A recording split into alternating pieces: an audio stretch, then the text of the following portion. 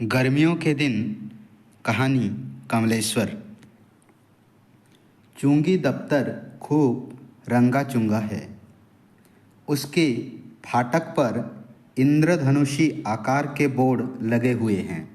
Syed Ali painter ने बड़े सधे हाथ से उन बोर्डों को बनाया है। देखते देखते शहर में से बहुत सी दुकानें हो गई हैं जिन पर साइन बोर्ड लटक गए हैं। साइन बोर्ड लगाना यानी औकात का बढ़ाना। बहुत दिन पहले जब दीनानाथ हलवाई की दुकान पर पहला साइन बोर्ड लगा था तो वहाँ दूध पीने वाले की संख्या एकाएक बढ़ गई थी। फिर बाढ़ आ गई और नए नए तरीके और बेल बूटे ईजाद किए गए। ओम या जय हिंद से शुरू करके एक बार अवश्य परीक्षा कीजिए या मिलावट साबित करने वाले को 100 रुपये नगद इनाम की मनुहारों या ललकारों पर लिखावट समाप्त होने लगी। चुंगी दफ्तर का नाम 3 भाषाओं में लिखा है। चेयरमैन साहेब, ये जो चेयरमैन साहेब बड़े अक्ल के आदमी हैं। उनकी सूझबूझ का डंका बजता है, इसलिए हर साइन बोर्ड हिंदी, उर्दू और अंग्रेजी में लिखा जाता है। दूर दूर के नेता लोग भाषण देने आते हैं। देश विदेश के लोग आगरा का ताजमहल देखकर पूरब की ओर आते हुए यहाँ से गुजरते हैं। उन पर असर पड़ता है भाई। और फिर मौसम की बात। मेले तराशे के दिनों में हलवाई, जुलाई अगस्त के महीने में किताब कागज़ वालों, सलाहक कपड़े वालों और ख़राब मौसम में वैद्य हकीमों के साइन बोर्ड पर नया रोगन चढ़ता है। शुद्ध देसी घी वाले सबसे अच्छे, जो छपरा के भीतर दीवार पर गेरू या हिरमिजी से लिखकर काम चला देते हैं। इसके बगैर काम नहीं चलता। अहमियत बताते हुए वैद्य जी ने कहा, बगैर पोस्टर चिपकाए सिनेमा वालों का भी काम नहीं चलता। बड़े बड़े शहरों में जाइए, मिट्टी का तेल बेचने वाले की दुकान पर साइन बोर्ड मिल जाएगा। बड़ी ज़रूरी चीज़ है। बाल बच्चों के नाम पर साइन बोर्ड है, नहीं तो नाम रखने की ज़रूरत क्या है। साइन बोर्ड लगा के सुखदेव बाबू कंपाउंडर से डॉक्टर हो गए, बेक लेके चलने लगे। पास के बैठे रामचरण ने एक नए चमत्कार की खबर दी। कल उन्होंने बुधई वाला इक्का घोड़ा खरीद लिया। हाकेगा कौन? टीन की कुर्सी पर प्राणायाम की मुद्रा में बैठे पंडित जी ने पूछा। यह सब जेब कतरने का तरीका है। वैद्य जी का ध्यान इक्के की तरफ अधिक था। मरीज से किराया वसूल करेंगे, सईस को बख्शिश दिलाएंगे। बड़े शहरों के डॉक्टरों की तरह इसी से पैसे की बदनामी होती है। पूछो मरीज का इलाज करता है कि रोब टाव दिखाता है।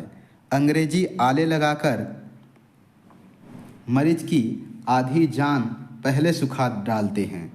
आयुर्वेदी नब्स देखता है तो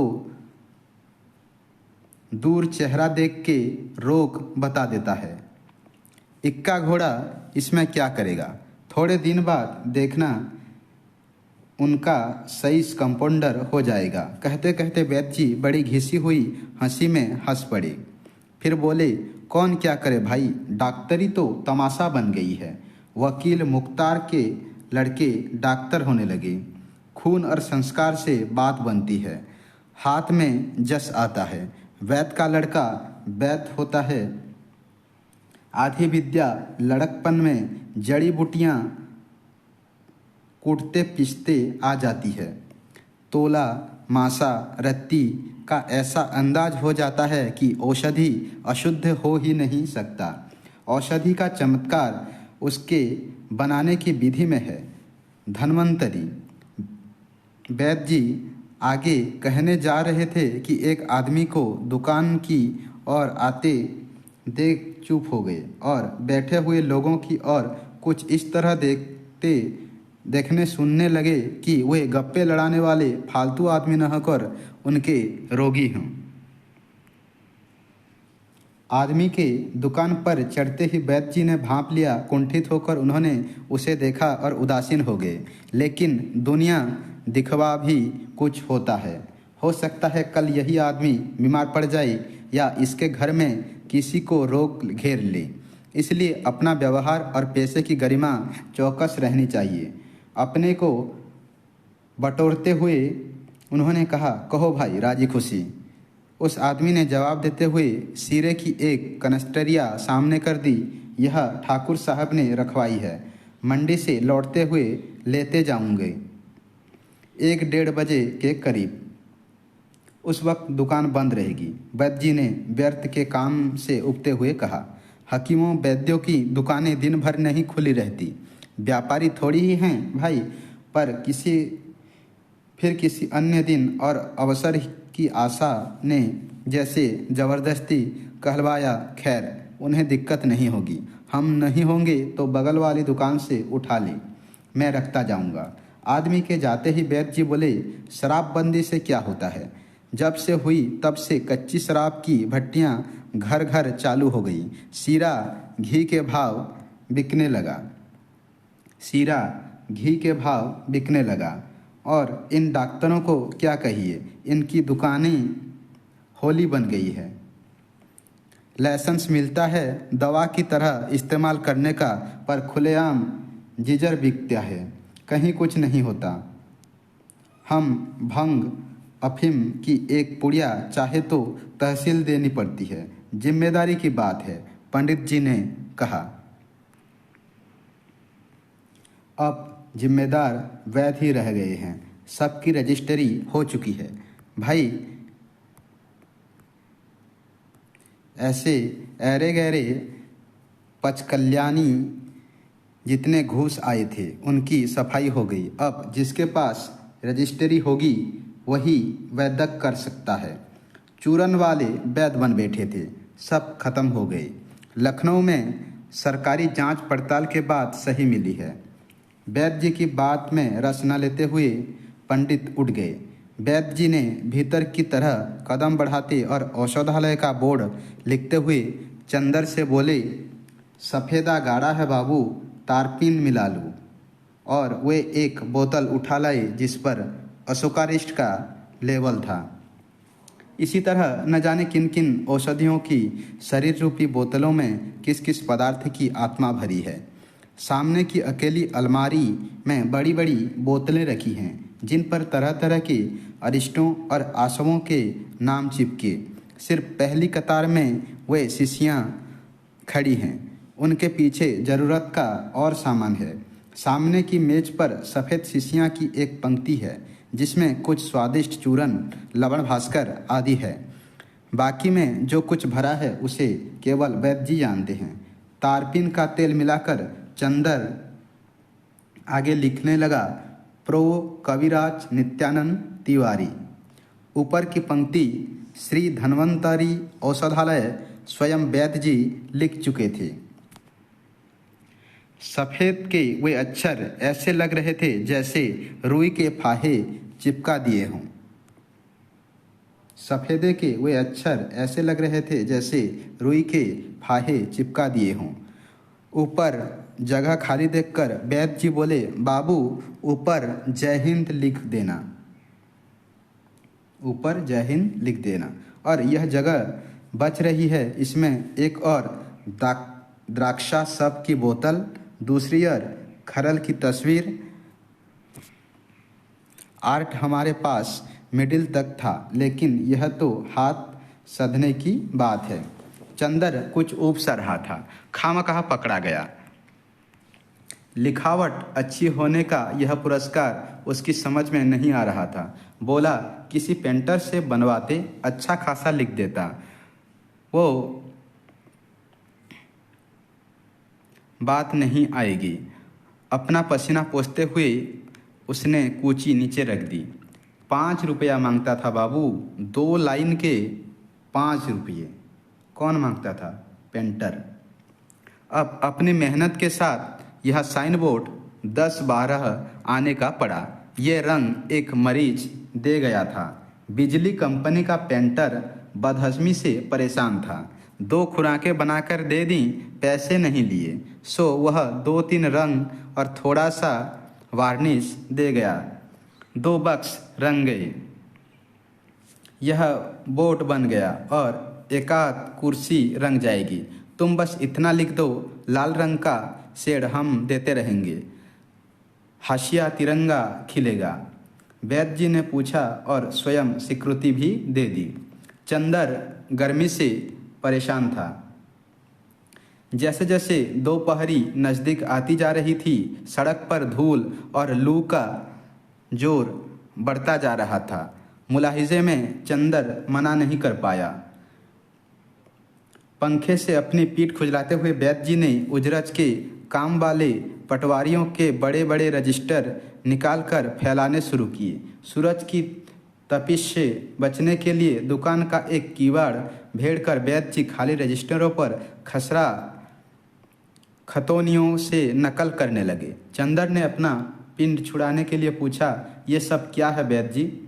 वैद्य जी का चेहरा उतर गया। बोले, खाली बैठने से अच्छा कुछ काम किया जाए। नए लेखपालों को काम धाम आता नहीं। रोज कानूनगो या नायब साहब से झाड़ें पड़ती हैं। झक मारे के उन लोगों को यह काम उजरत पर कराना पड़ता है। अब पुराने घाक पटवारी कहाँ रहे जिनके पेट में गवई कानून बसता था। पुराने घाक पटवारी के पेट में गवई कानून बसता था। रोटियां छिन गई बेचारों की। लेकिन सही पूछो तो अब भी सारा काम पुराने पटवारी ही धो रहे हैं।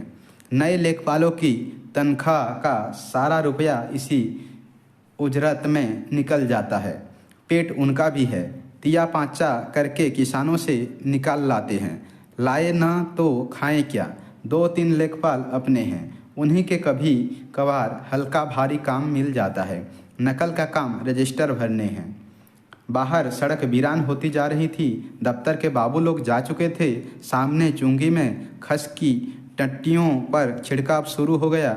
दूर हरहराते पीपल का शोर लू के साथ आ रहा था। तभी एक आदमी ने किवाड़ से भीतर झांका। वैद्य जी की बात शायद जो क्षण 2 क्षण बाद दर्द से बोझिल होती गई। उनकी निगाह से आदमी पहचाना और सतर्क हो गए। फौरन बोले, एक बोर्ड आगरा से बनवाया है, जब तक नहीं आता इसी से काम चलेगा। फुर्सत कहाँ मिलती है जो इस सब में सर खपाएं। और एकदम व्यस्त होते हुए उन्होंने उस आदमी से प्रश्न पूछा, कहो भाई क्या बात है? डॉक्टरी सर्टिफिकेट चाहिए। कोसमा स्टेशन पर खलासी हैंगे साहब। रेलवे की नीली वर्दी पहनकर वह खलासी बोला। उसकी ज़रूरत का पूरा अंदाज करते हुए वैद्य जी बोले, हाँ, किस तारीख से कब तक का चाहिए? 15 दिन पहले आए थे साहब, 7 दिन को और चाहिए। कुछ हिसाब जोड़कर वैद्य जी बोले, देखो भाई, सर्टिफिकेट पक्का करके देंगे, सरकार का रजिस्टर नंबर देंगे, रुपया 4 लगेंगे। वैद्य जी ने जैसे खुद 4 रुपये पर उसके भड़क जाने का एहसास करते हुए कहा, अगला पिछला न लो तो 2 रुपये में काम चल जाएगा। खलासी निराश हो गया, लेकिन उसकी निराशा से अधिक गहन हताशा वैद्य जी के पसीने में नम मुख पर व्याप्त गई। बड़े निरपेक्ष भाव से खलासी बोला, सोबरन सिंह ने आपके पास भेजा था। उसके कहने से कुछ ऐसा लगा जैसे यह उसका काम न होकर सोबरन सिंह का काम हो। पर वैद्य जी के हाथ नफ्स आ गई। बोले, वो हम पहले ही समझ गए थे। बगैर जान पहचान के हम देते भी नहीं। इज्जत का सवाल है। हम क्या मालूम तुम क्या करते रहे, क्या करते हो। अब सोचने की बात है, विश्वास पर जोखिम उठा लेंगे। 15 दिन पहले तुम्हारा नाम रजिस्ट्री में चढ़ाएंगे, रोग लिखेंगे, हर तारीख पर नाम चढ़ाएंगे, तब कहीं काम बनेगा। ऐसे घर की खेती नहीं है। कहते कहते उन्होंने चंदर की ओर मदद के लिए ताका। चंदर ने साथ दिया। अब उन्हें क्या पता कि तुम बीमार रहे कि डाका डालते रहे, सरकारी मामला है। बगल वाले दुकानदार बच्चन लाल ने दुकान बंद करके घर जाते हुए वैद्य जी की दुकान खुली देखकर पूछा, आज खाना खाने नहीं गए? हाँ, ऐसे ही एक ज़रूरी काम है, अभी थोड़ी देर में चले जाएंगे, वैद्य जी ने कहा और ज़मीन पर चटाई बिछाई कागज़ रजिस्टर मेज से उठाकर नीचे फैला दिया। लेकिन गर्मी तो गर्मी, पसीना थमता ही न था। रह रहकर पंखा झेलते फिर नकल करने लगते। कुछ देर मन मारकर काम किया पर हिम्मत छूट गई। उठकर पुरानी धूल पड़ी शीशियाँ झाड़ने लगे, उन्हें लाइन से लगाया। लेकिन गर्मी की दोपहर समय स्थिर लगता था। एक बार उन्होंने किवाड़ों के बीच से मुंह निकालकर सड़क की ओर निहारा। एकाध लोग नजर आए। उन आते आते लोगों की उपस्थिति से बड़ा सहारा मिल गया। भीतर आए, बोर्ड का तार सीधा किया और उसे दुकान के सामने लटका दिया। धन्वंतरी औषधालय का बोर्ड दुकान की गर्दन में तावीज़ की तरह लटक गया। कुछ समय और बीता। आखिर उन्होंने हिम्मत की, एक लोटा पानी पिया और जांघों तक धोती सरकाकर मुस्तैदी से काम में जुट गए। बाहर कुछ आहट हुई। चिंता से उन्होंने देखा। आज आराम करने नहीं गए वैद्य जी? घर जाते हुए जान पहचान के दुकानदार ने पूछा। बस जाने की सोच रहा हूँ, कुछ काम पसर गया था, सोचा करता चलूँ, कहकर वैद्य जी दीवार से पीठ टिकाकर बैठ गए। कुर्ता उतारकर एक और रख दिया। एक हरी छत की दुकान आँच सी तप रही थी। वैद्य जी की आंखें बुरी तरह नींद से बोझिल हो रही थी। एक झपकी आ गई। कुछ समय जरूर बीत गया था। नहीं रहा गया तो रजिस्टर का तकिया बनाकर उन्होंने पीठ सीधी की, पर नींद आती तो चली जाती। न जाने क्या हो गया था। सहसा एक आहट ने उन्हें चौंका दिया। आंखें खोलते हुए वे उठकर बैठ गए। बच्चन लाल दोपहर बिताकर वापस आ गया था। अरे, आज आप अभी तक गए ही नहीं? उसने कहा। वैद्य जी जोर से पंखा झेलने लगे। बच्चन लाल ने दुकान से उतरते हुए पूछा, किसी का इंतजार है क्या? हाँ, एक मरीज आने को कह गया है, अभी तक आया नहीं। वैद्य जी ने बच्चन लाल को जाते देखा तो बात बीच में तोड़कर चुप हो गए और अपना पसीना पोंछने लगे।